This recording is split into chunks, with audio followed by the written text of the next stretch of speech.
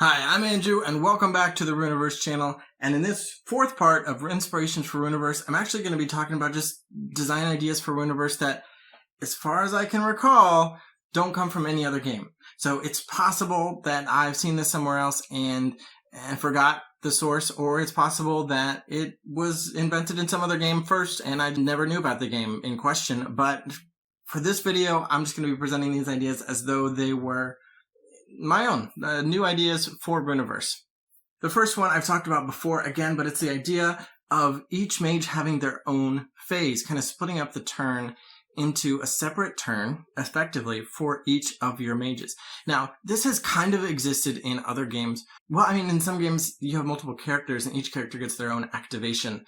Or in some games you might have lanes and then you have a kind of a little mini turn for each of your lanes, like something like Artifact. But to me, it still feels a little bit different saying, oh no, this is a mage and everything they have in their little area is their own stuff, and they get this whole big activation phase. It's kind of a bigger than a single character activation in something like Skytear or even like Dungeons and Dragons. I mean, everybody has their own character in Dungeons and Dragons, but if, say, one player were playing with the whole party, or, you know, something like a miniatures game like Warhammer, it's like, okay, well, I'm activating this unit. Well, I mean, I guess that's similar, but for Adjacency, since each mage controls so much stuff, it feels like a bigger thing than just a single unit activation. And because it's tied to that character, as opposed to the lane, I mean, it is tied to the location, which is similar to the lane, but again, in like lane phase, like in Artifact, you've got to go one lane at a time from left to right. In Rüniverse, you can choose the order of the mage phases. You might not even always have three, and it still feels a little bit different to me.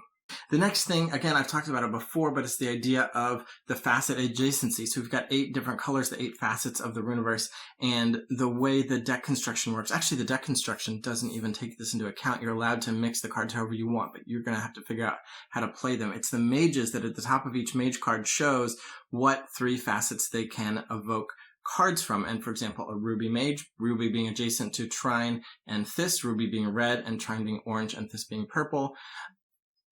Ruby Mage can evoke cards of any of those 3 facets, but they cannot evoke cards of any of the other 5 facets. So again, something like Adjacency, you can mix the cards freely as long as you're willing to pay a 1 energy tax.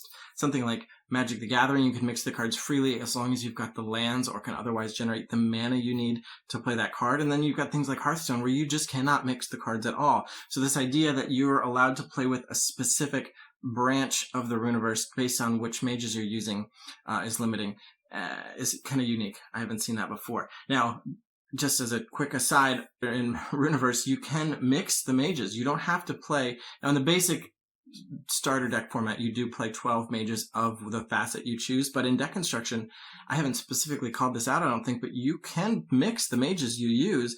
You could play half Ruby mages and half, say, Orth mages, and your Ruby mages will be able to play Ruby, Trine, and Thys cards, and your Orth mages will be able to play Orth, Sphene, and Trine cards, so they'll be able to share Trine. So if you played mostly Trine cards, both your Ruby and Orth mages will be able to play them no problem, and then it's just those other 4 facets that would be this nebulous area where you only can play those cards if you draw the right mix of mages. So it's kind of dangerous territory that you'd be dipping your toe into, but there are different mage configurations that you can do when constructing your own deck if you're willing to take a little bit more risk. But even if you don't want to take a risk, you pick a facet, play 12 mages, and you get access to 3/8 of the Rüniverse.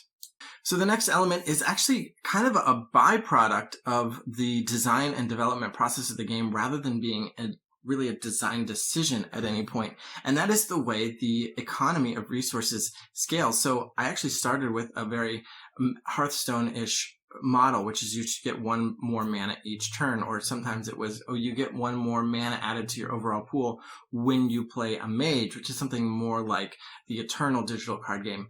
But of course, these are all copying the Magic the Gathering core system of the idea that you could play 1 land each turn, and each land provides 1 mana, so your mana is growing in that way. But at some point in the process of Rüniverse, I deviated, and I decided I wanted the game to go a little bit faster.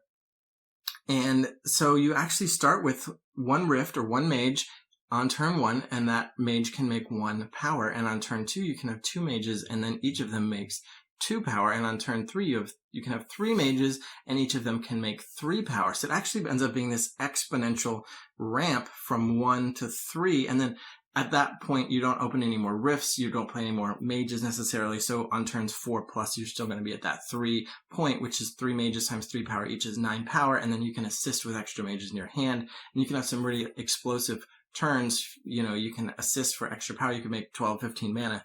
You're probably going to run out of cards pretty quickly at that point to do that, but it's possible, and that scaling escalation, that exponential power system is, as far as I know, pretty unique. The next element is a kind of simple one that, to me, it feels so simple. It's just kind of the most basic and obvious way things should have always been done, which is the way I'm doing the subtype system, or the traits. And again, I talked about this previously, I think in the Magic the Gathering video, but traits in Magic, subtypes not being able to be shared across card types. In a Rüniverse, they can be. You can have a fire spell and a fire creature and a fire relic. They're all fire. And that idea that they could all be fire and they could build a deck around fire, you could have card effects that care about fire, and it doesn't matter what type of card it is, whether it's a spell or a relic or a creature, they can be fire.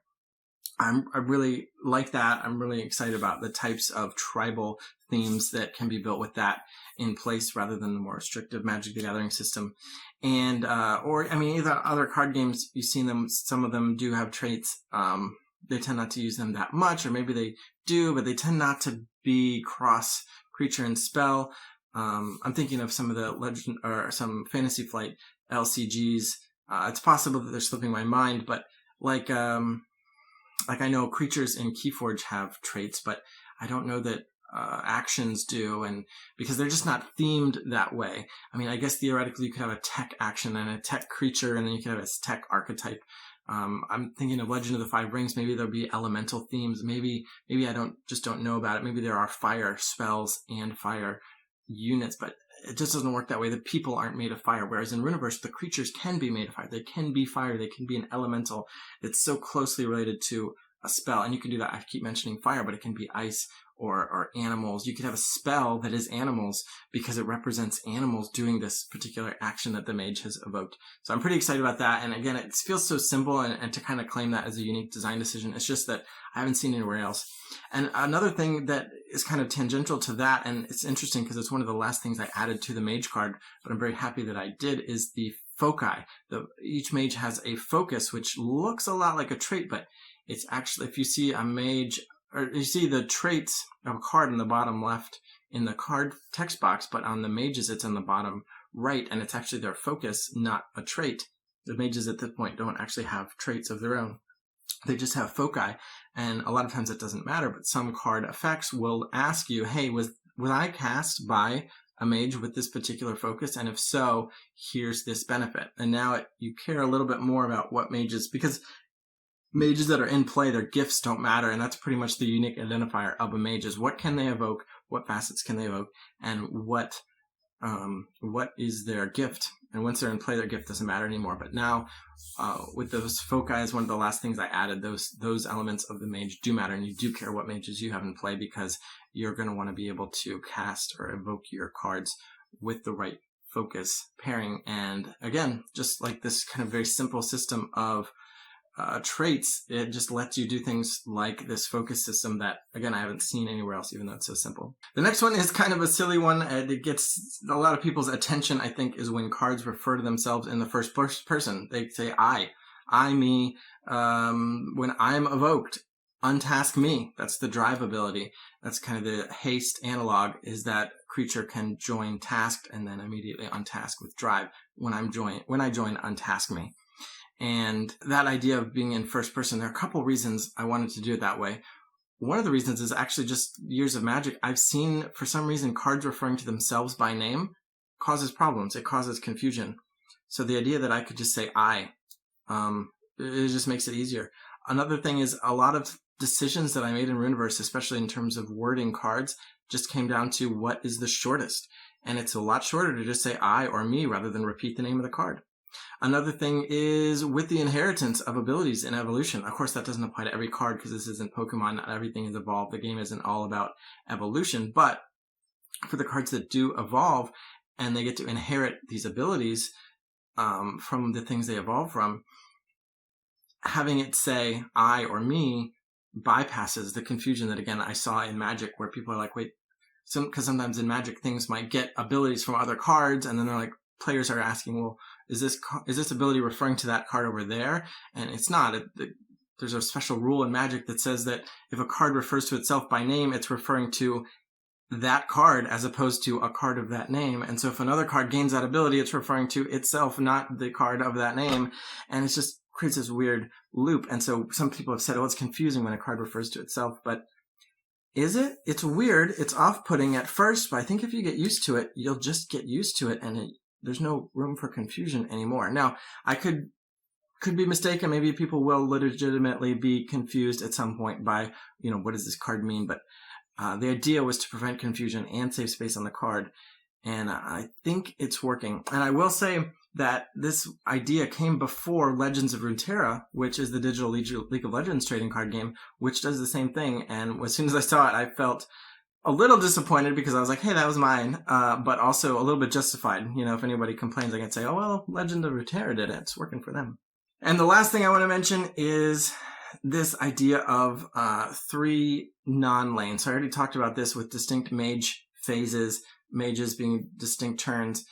But, there are games that have 3 lanes, like Dragoborne, for example, has 3 lanes of play. But to me, it always just felt like a way to hold your armor. It's just a place that needs to be attacked. And to me, at least, Rüniverse locations feel more distinct because they have distinct creatures. They have the rules of engagement really limit, what can happen here versus what's going to be spreading to the other locations or the locations of the opponents. In Dragoborne, it just felt like that's a little bit of a different part of the battlefield, but not a totally distinct location. And to me, at least, Rüniverse feels like, hey, no, these are completely different areas. So there's not a lot that you can do cross-location. And so I have written in my notes that it's 3 non-lanes. The 3 distinct locations that are not lanes. And Artifact has lanes, but again, it's very distinct. What happens here versus here versus here.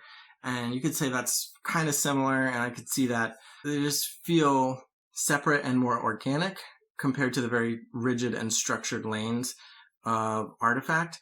And maybe it's because you have to go from left to right in Artifact, or some of these lane-based games.